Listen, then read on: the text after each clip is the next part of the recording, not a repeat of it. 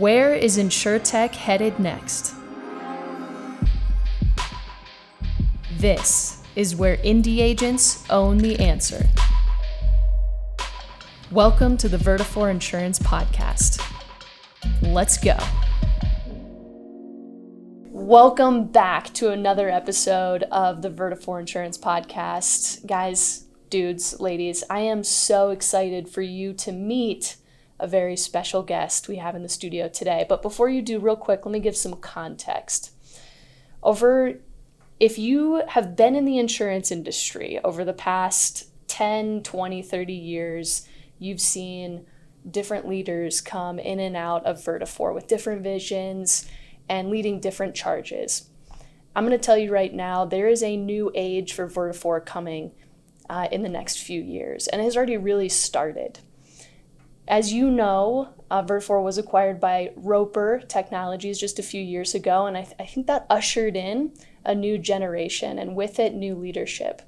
So this person that we have on today is our new Chief Revenue Officer, bringing a lot of personality, a lot of vision. He has over 25 years of experience in the technology space. He has just over a decade of sales leadership experience in roles at Salesforce and companies like C3 AI. Yes, that stands for artificial intelligence. It's that cool. Although he says he stopped being cool a few years ago when he had kids, but we don't know if we believe him. And he's also an avid biker who has a history in track soccer and lacrosse and even dabbled in minimalist running. So with that, oh wow, Gareth, thank you. Welcome. How are you? I'm doing great. Thanks for having me today. I'm pumped. Excited about talking about the industry. I'm excited about everything we're doing. Yeah. And that was a really kind introduction. So thank you. I meant every word. I wouldn't say it if I didn't mean it. So there you go. I will correct you on one thing. Okay, let's hear it. Which is, I still like to think I'm cool. It's just I'm constantly reminded by my children that I'm anything but. So, okay. Well, 12, 9, and 6, right? Yeah, 12, 9, and 6. 12, 9, and 6. Those are tough ages to you know. We've got a little bit of, we just got through our first year of middle school. Okay. I seem to have forgotten how brutal middle school was. So, that's one thing. But we also have the youngest just finished kindergarten. Oh, wow. So we're out of that part of that phase of life. Yep. And then we've got the lucky one girl in the middle, and you're not allowed to say who's your favorite. That's okay. Yeah. And a 12-year-old about to hit teenage years. Teenage, that's which right. We got about half a year away. Ooh, I know. Ooh, are you ready? No. Okay, that's fair. No. Is anyone though? I don't think they are at the same time. Yeah. No, it's been great being a parent. Yeah. Like, I think that's one thing that I look at as one of the joys of my life, right?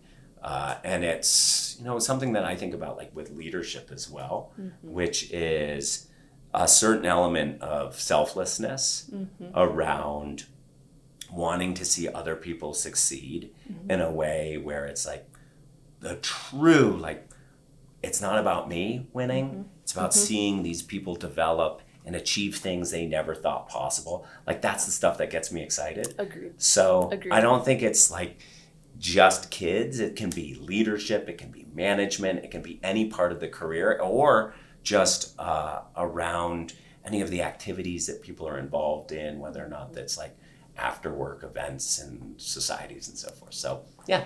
Okay, so cool. so hold on though, because you didn't come up with this. What would we call this? Like your sort of perspective on leadership overnight, right? This is something that's developed over time. I'm sure through a lot of tough experiences and great experiences, watching other leaders. Take me back. Take me back to like pre-insurance Gareth, when you first started taking your professional career really seriously. Like, where did that start? I think a lot of people would, look at you now and be like, man, he made it. He's so successful. Like, how did you get here? Right? It's a big question. Wow. Okay. So I've been blessed with a lot of really incredible role models and leaders. And one of these leaders was the CEO of a company called ITW. And one day he came to me and said, hey Gareth, what's your story? What's your 3 chapters? And I had to think about it for a bit. It wasn't like, oh, I know it. Like it rolls off the tongue. But as I thought about it over the next 24 hours, it came pretty crystal clear about like where I came from and what I stand for. And so my first chapter that I always talk about was self, right?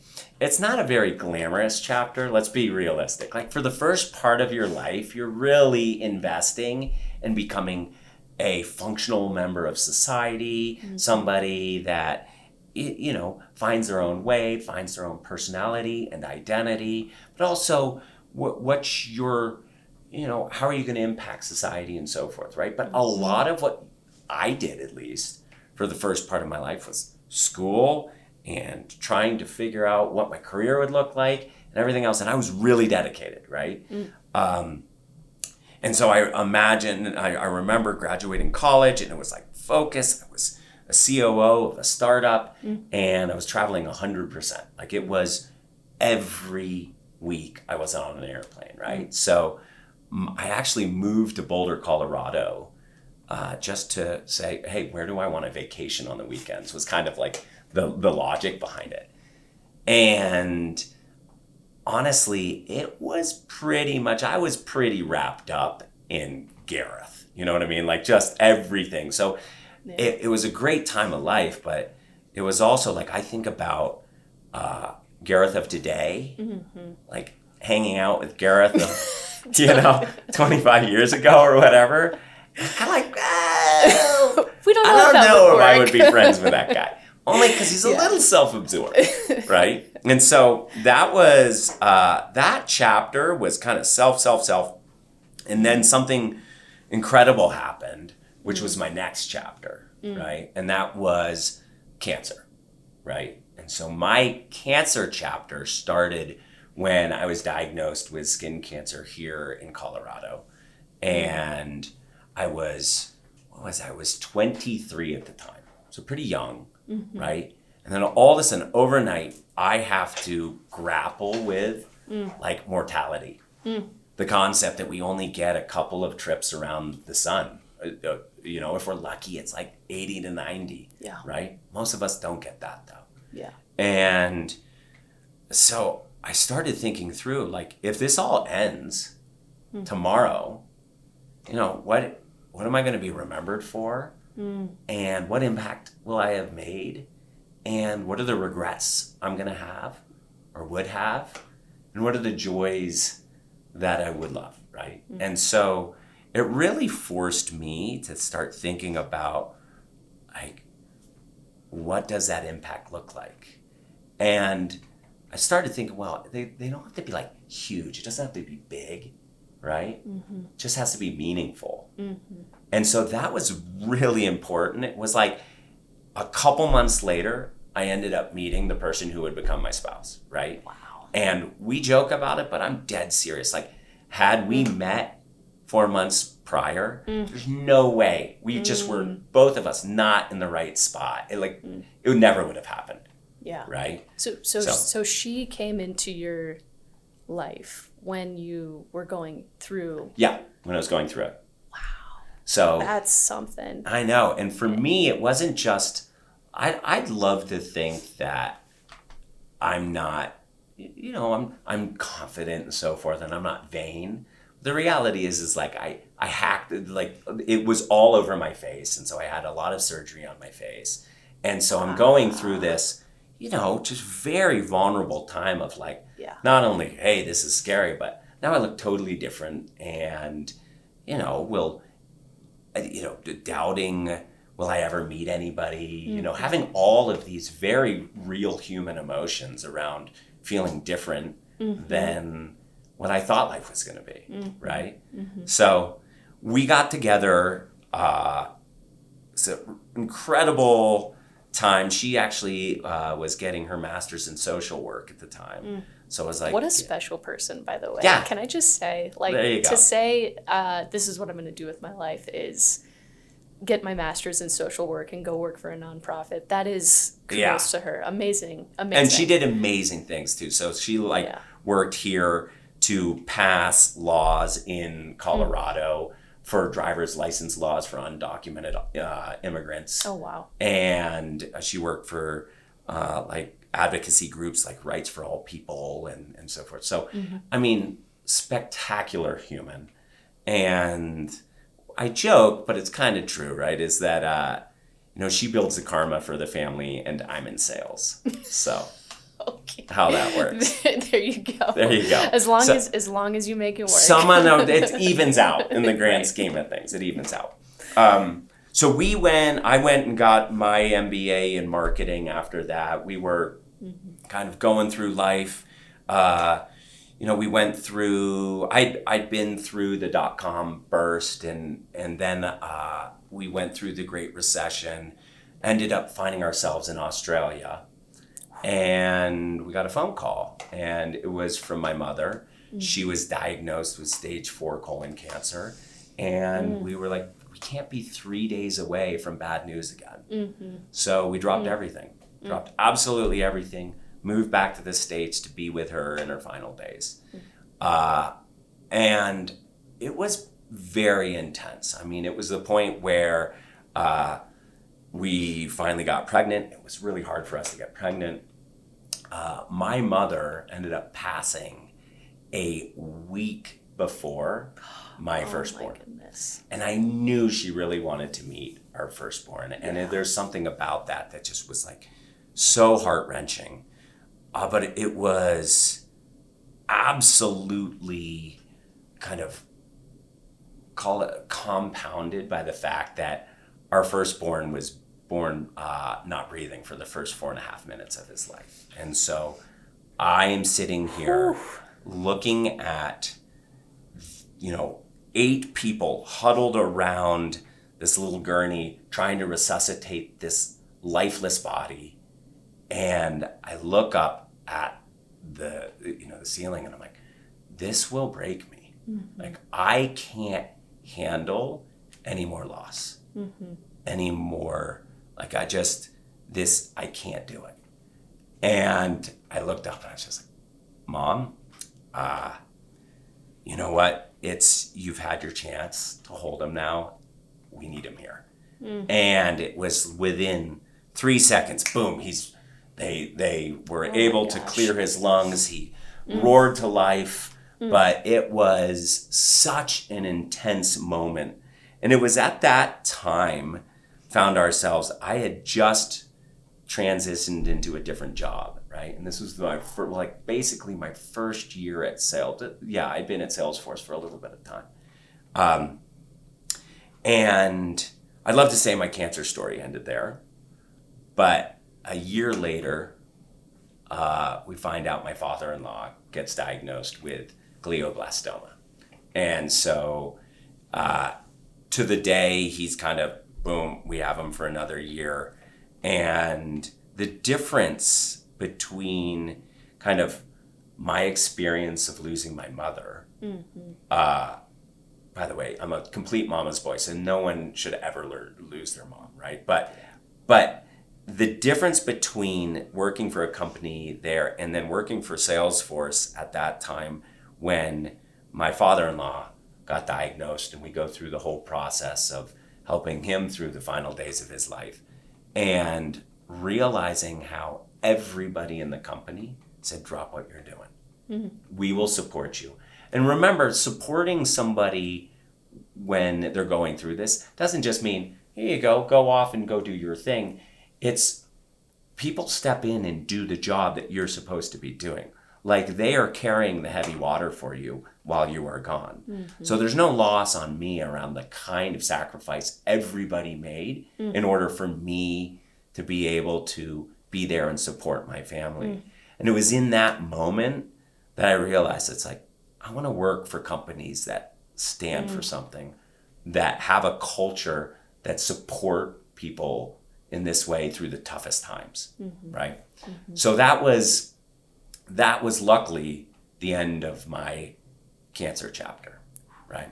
So we have self, we have cancer, and my final chapter is actually others, right? Because it's like right as we welcome kids into the family, I had been, kind of more of I had done the COO role and I'd been a leader before, but I'd gone into an individual contributor role for a while. And then I had stepped into more of sales leadership roles. And it was at that point in time that it was like, yeah, this is all about others. It's like, as a parent, you have no, at least for me, it was the first time in my life where I was like, oh yeah, it's not about me anymore. Yeah. Right. And it was that kind of selflessness that also translated into a totally different approach, for me at least, to leadership and mentorship that I hadn't had in the past when I had led other groups, right? And so I was just a different leader that time around. And so, and since then, it's all been about, others, right? And so it's been a fun ride. Yeah. First of all, I can't tell you how much I appreciate the vulnerability and rawness, and just I'm sure that you've impacted more lives than you know telling that story. I think that's something that a lot of people can keep close to the chest, but being strong enough to talk about it is amazing. Oh. So appreciate that. Thanks. I mean, I'm going to get choked up here. Yeah, I mean, very much appreciate it. I think you bring up a really good point is I encourage people to share their stories. Because the thing is I'll go share that story in front of an audience of 200 people. I'll go share it in an executive briefing center where it's just a CEO or the executive team. And we'll sit down and I will start with that. It's the vulnerability every single time gets returned with additional vulnerability. Yep. It's like an open invitation to say, but first let's lay everything out on the table. Let's connect at a human level, and then let's really try to solve your problems. Yep. Right. Yep. And I think it's that kind of vulnerability. And so, and the other message is when I do that is everybody has a story. Like that's the other piece that I've been completely humbled by.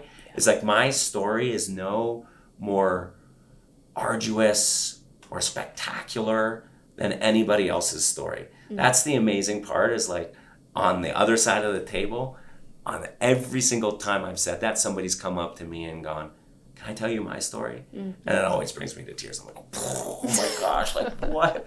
Are you kidding me?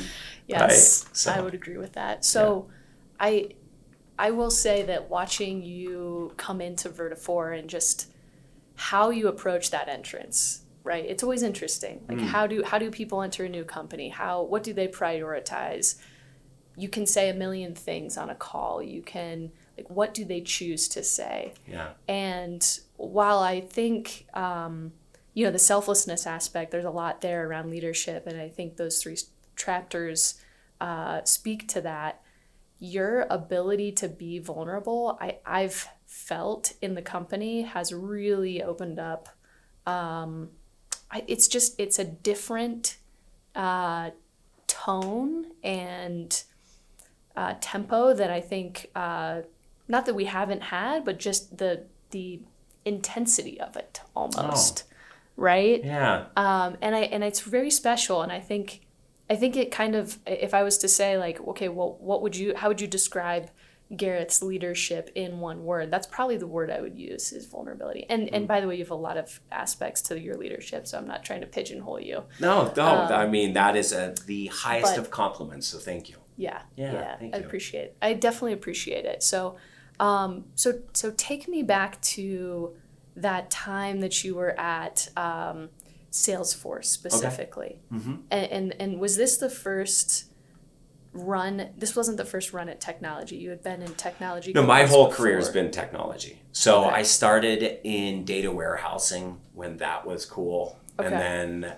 so that's where I started out as a trainer, then ran marketing, then ran our consulting organization and then ended as COO, but it was just kind of like by necessity climbing through the ranks. It was before I had a business undergrad, but I had not really I was just flying by the seat of my pants, right? Yeah. And so that's why I went back and got my MBA and said, I want to put like some formalized like thinking and training behind this. Okay, that makes sense. And there was true curiosity too. I feel like the other part of it is like I could be at school for the rest of my life if I want. Like it's just like I'm always so curious about a sponge. That. Yeah.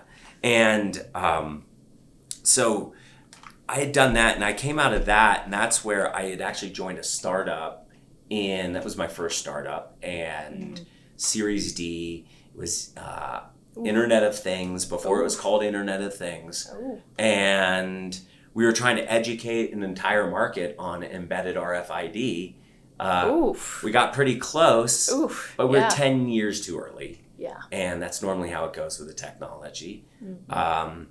But I learned a ton. I met some great leaders that have gone on and done amazing things, and I've learned from so many people along the way. So that was amazing. But I also found myself kind of the writing was on the wall because it was late 2007 to 2008. Yeah. And I'm like, what are we gonna do? Yeah, that's a tough. But that's where so my spouse and I were like, look, let's sell everything we own and travel light, and we're just gonna go travel the world for a year.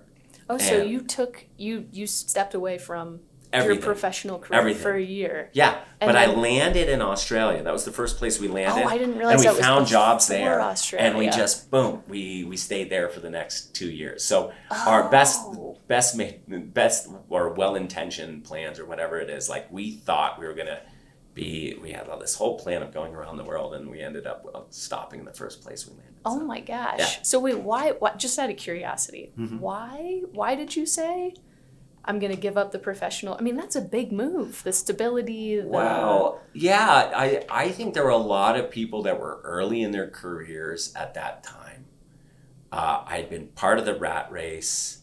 I had gone through this whole cancer thing, right? So for me, I was still very much in that place where like questioning, why am I doing this? You know, and I was burnt out from the startup, and it was, Great Recession was pretty brutal.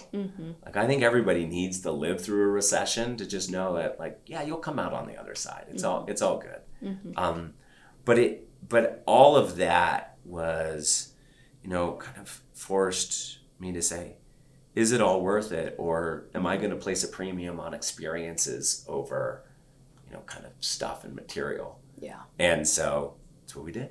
Interesting. Okay. Okay. So then post Australia was Salesforce.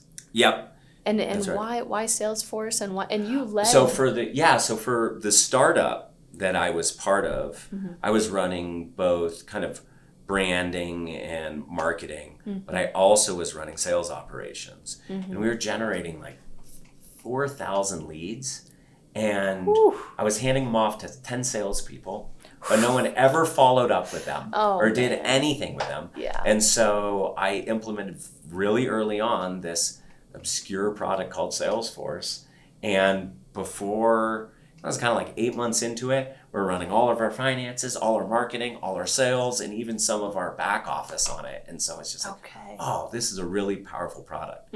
So when I came back to the States, we found ourselves in San Francisco, and I was like, you know what? I want to work for a company that sells a great product and is really, because I had been selling now for a while. And I said, I really want to work at a place where sales is the most important thing of the company. It's like, and that is a recommendation I give to anybody starting their career is, hey, if you want to go get experience, go to a company where the thing that you want to do is the most valued part of what that company does.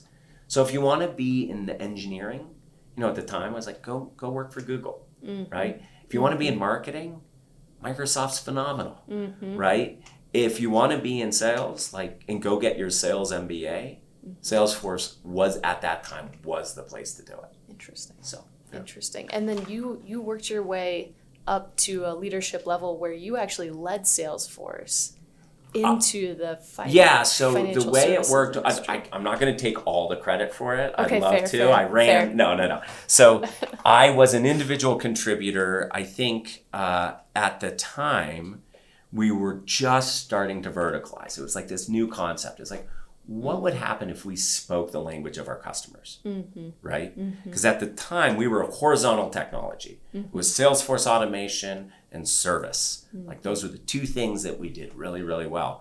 And we said, well, wait a second, financial services, a banker calls their customer a client.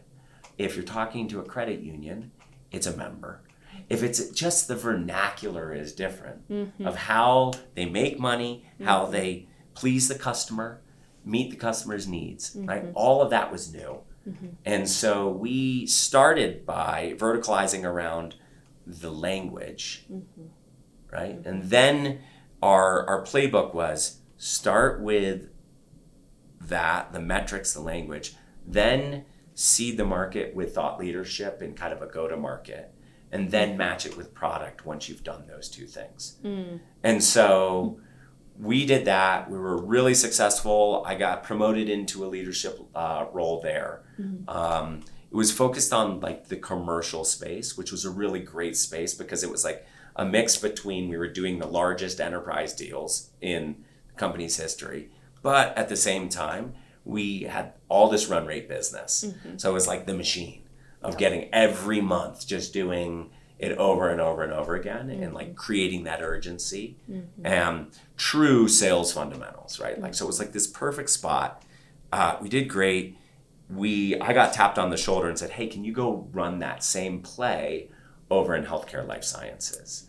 And so then I took like kind of that model, like, yeah, we can go do this again. And so did that for years as a second and third line leader over there.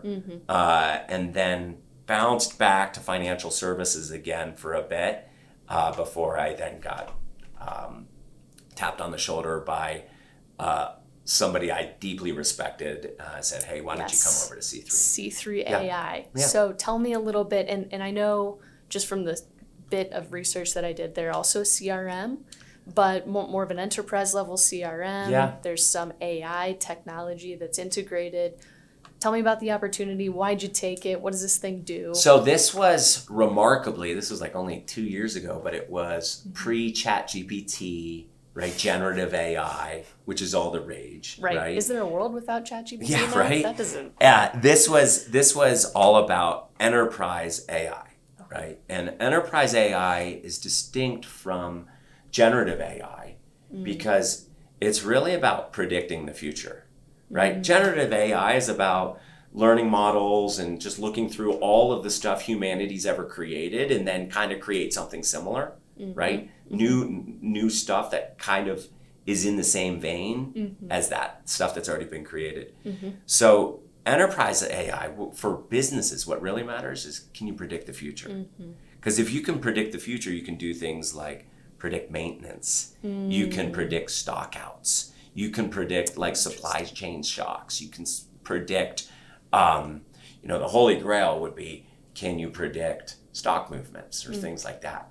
So that is order of magnitude more complex and challenging than generative from that standpoint. And yet that's been the holy grail. That's where everyone was focused for a long time. And then generative AI is now it's in the public zeitgeist, right?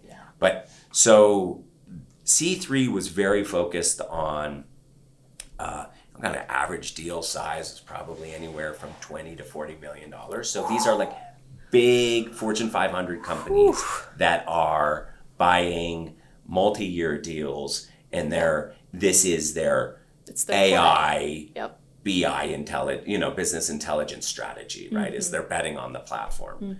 And it's still very much like, choose all these different products. What are you going to use for your ML models and your model operations, and who's going to be your hyperscaler, and how are you going to build your front end? And all of these are kind of like right now it's a cottage industry. And what C3 AI did was pull those all together on a single platform so that you can design with best of breed tools and you can hot swap those tools out when you need to, because it's still such a nascent industry that a lot of these technologies are evolving like on a daily basis. But similar to, I think, some of the challenges that Vertafore is running into, Yeah. which is leads me to my last question here. Why Vertafore? Well, a couple of reasons, but I have an incredibly soft spot in my heart for insurance. Like, I know insurance gets a bad rap, but I think we were talking about it a little bit earlier, but I look back on my life and we kind of grew up, I was one of 5 children. My mom was one of 14 kids. And so it was kind of this crazy scenario where I grew up and I remember McDonald's was like the fanciest meal I've ever gone to. Like, it was like, if we were going to splurge, we were going out to McDonald's, right? And so I was not aware that I was, you know, that, or my parents did a really good job hiding from me kind of our economic situation, right? And so I took on a lot of debt to go to college. I then, once I got out of college, I bought a house. And I kept on taking more. I bought a car. So I had all this debt. And in the course of like 1.5 to 2 years, I was diagnosed with cancer. My car was totaled, and a forest fire up in Boulder came within like 100 yards of my house. And so I look back at like insurance and realize, you know, insurance stepped in on 2 of those in a way that had I not had insurance, I would have had to make economic decisions that would have put me in a totally different trajectory in life. I would not be here today and that is why it had exists. I not had insurance. 100%. Yep. So I'm kind of like the poster child for it, right? Absolutely. And I love the idea that, like, I think fundamentally most people in this industry get into it for all the right reasons, right? Like, they realize that society doesn't function without it. They realize they want to be there, especially the independent agent wants to be there for their insured during the toughest, arguably the toughest times of their lives. And it takes a certain human, certain superhero to do that, right? And I love that. So that was one of the draws, right? I had also been, I got introduced to the leadership team here through another CEO. And the introduction I got to Amy was just amazing. She is a phenomenal leader. Just one of the best leaders I've ever had the pleasure of working with. So like, I wanted to work for a strong female leader that just like was doing all the right stuff. So I got, you know, great industry, great leadership. And then I think the industry as a whole is really compelling. You've got a lot of unknowns, got a lot of technological disruption going on from what is traditionally like a pretty stodgy, you know, kind of, dinosaur, right? But it's waking up. It has to innovate, right? You've got, it's also to a certain extent very resilient to economic swings, right? And you've got some really interesting macro trends going on right now, twofold. One being, it's really hard to assess risk right now, right? And underwrite risk. So there's a lot going on, and normally that means there's opportunity for disruption. And then the other piece that I think is really important is there's a lot of consolidation going on in the industry. So when you take all those trends, it's just a really interesting place to be. And I think a forward-looking, innovative company that is willing to kind of like has grown with the industry, but is not sitting on its laurels and is not like becoming a dinosaur, is actually trying to saying, where can I cannibalize myself? Where do we have to grow up? How do we meet our customers where they're at and take them along, bring them along on an innovation journey? Like, all that stuff is like really exciting. Yes. And that, so joining about 1.5 years ago, that's also what I realized. I started looking under the hood, and it took 4 months of me to talk to people in different areas of the organization and really understand what was going on. Yeah. Because Vertafore is well known in the industry, but I think what's happening right now in the company is like the best kept secret. Yeah.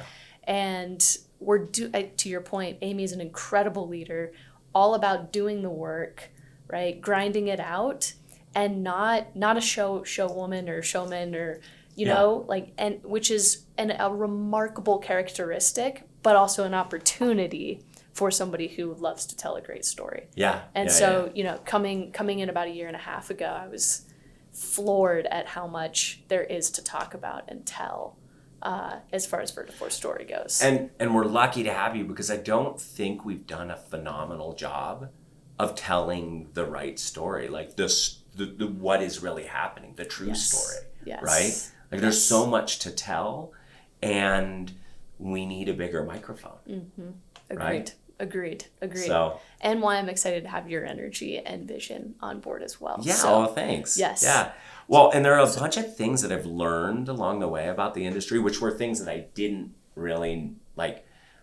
So I told you all the reasons that brought me here, but like the surprises for me were first and foremost, like just the importance of relationships in this industry. Very important.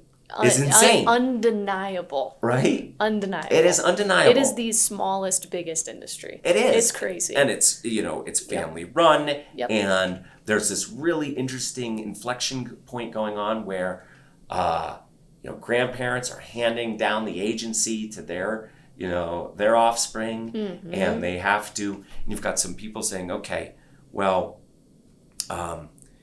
these books of business are walking out the door. So how do I use technology to make sure that we actually can keep that book? Mm-hmm. How do I do more with less? Mm-hmm. Like really cool questions. But a lot of people that are like, whether or not they were always kind of technology first, they're like forced to be technology first. Yes. Right? Yes. So it's like this really cool thing. And then again, back to this, relationships really matter. Yeah. Right? Like I look at our standing in the industry, and one thing we've done, unlike, name the competitors, right? Mm-hmm. But one thing we've just done a really good job of is like we back up what we say we're going to do. Yes. Right? Like, and that is hard to do. Yes. It is. Well, the reputation is earned over many years, which is which is not common for tech companies. We all have like fears of tech companies because they're like 5 years old and that's it. Boom, they can disappear tomorrow. Mm-hmm. Like, no, we've had a 40-year history going back to punch cards for crying out loud and doing right by the industry the entire time. Yeah. And I think too, there's a high burden around, telling the right story as well, and this goes back to Amy's leadership style, which is really focused on, hey, we're just going to do the work and let the work speak for itself. Yeah. There's not a lot of over-promising. There's not a lot of, conflation of, ambiguousness, right? Like what is going on under the hood? There's people here who want to figure out and solve real problems. And does it take time? Yes. And do we get it right every time? No. Is it perfect? No. But there's a lot of people who are figuring it out and coming back to the table every day with new solutions. And that's the type of team you want to be on.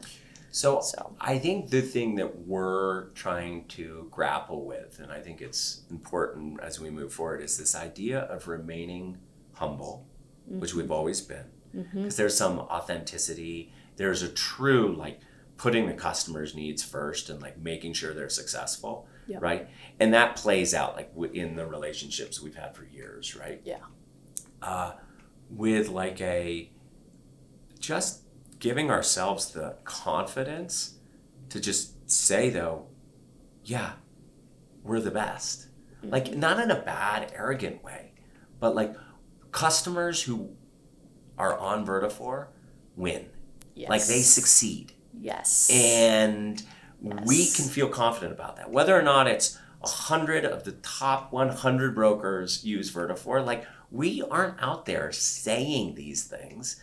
And sometimes we don't get credit for all the like great things that we do. And I guess I'm not worried about the credit per se, but I'm worried that when other people own the narrative, which I think does us a disservice, but more importantly, does our customers a disservice. Like those leaders out there that are making the Vertafore decision are making a great decision.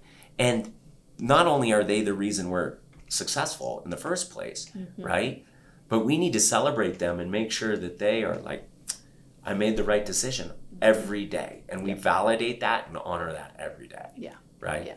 So well, and especially at a time when technology is the competitive advantage. Right? It may, and it hasn't always been for the independent channel.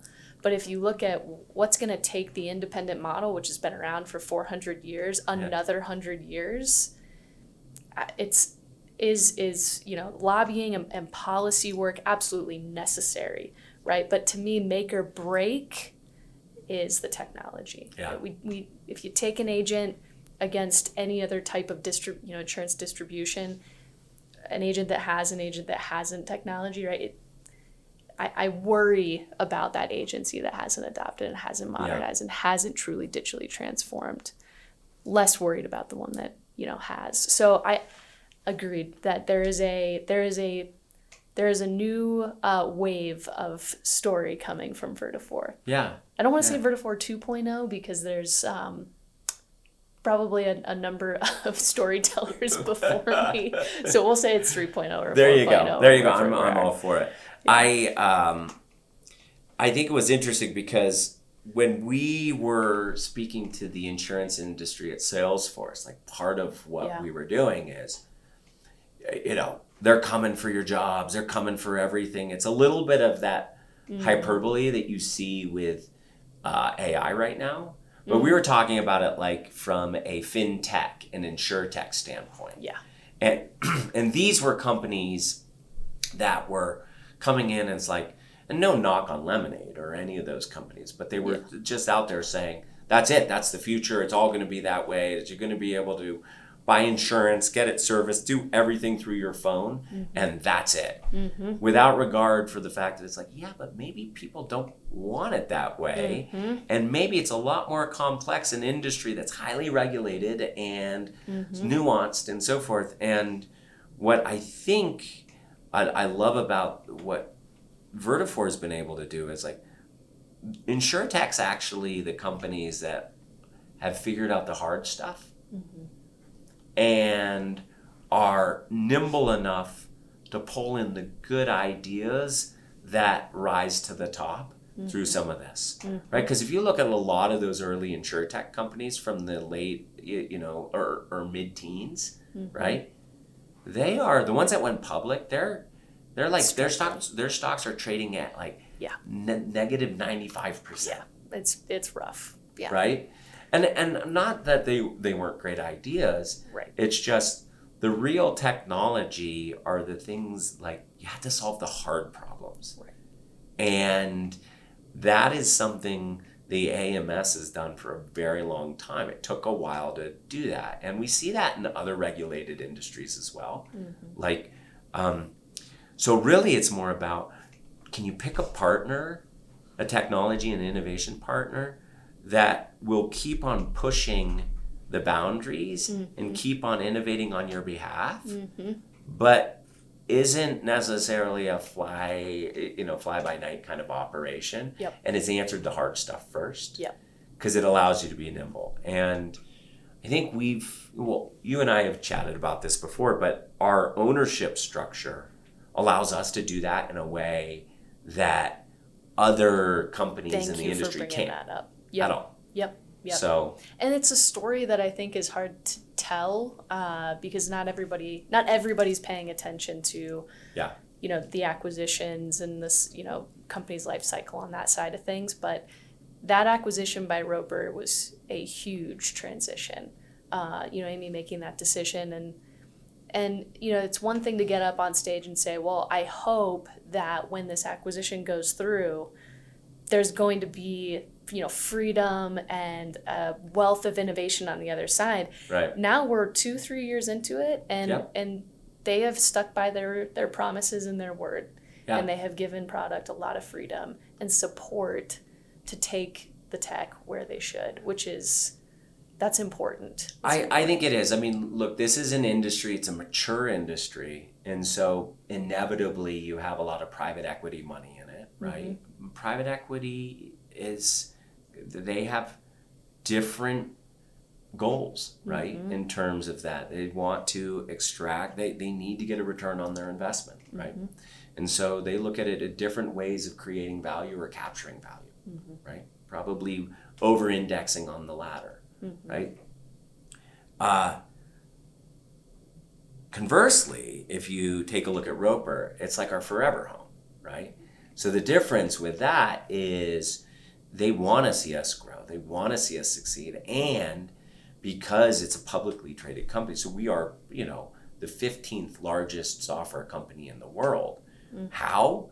Well, we have a long-term view. We're willing to make investments in the technology and the steps to take us forward, which means we also can go deep on acquisitions if necessary. Mm-hmm. So it gives us a lot of flexibility and nimbleness that aligns with where the industry's going. And it's like, not only have we found our forever home, I look at our customers and say, allow me every day to earn the privilege of being your forever home. Yeah. Right? Yep. And let me never forget it. Yep. That I'm constantly earning that. Insurance agents won't let you forget it. That's exactly right. Yeah. They'll deliver on that. Yeah.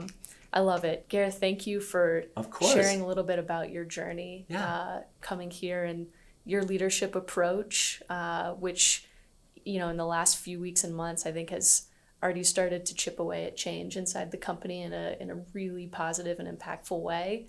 I don't want to ask about your vision yet because you guys have to come back you have to come back next week. So make sure you go to YouTube, hit subscribe, or follow us on your favorite podcast platform. But you also have to come back and hear more from Gareth in a few months when he's gotten his feet really well entrenched and can talk through putting in place the vision that he has and the excitement that he has for the future in great detail, which I'm very excited about. Thanks, Sid. Absolutely. I'll take you up on the offer for sure. All right. Done. You heard it here first. All right. Thank you. Yeah.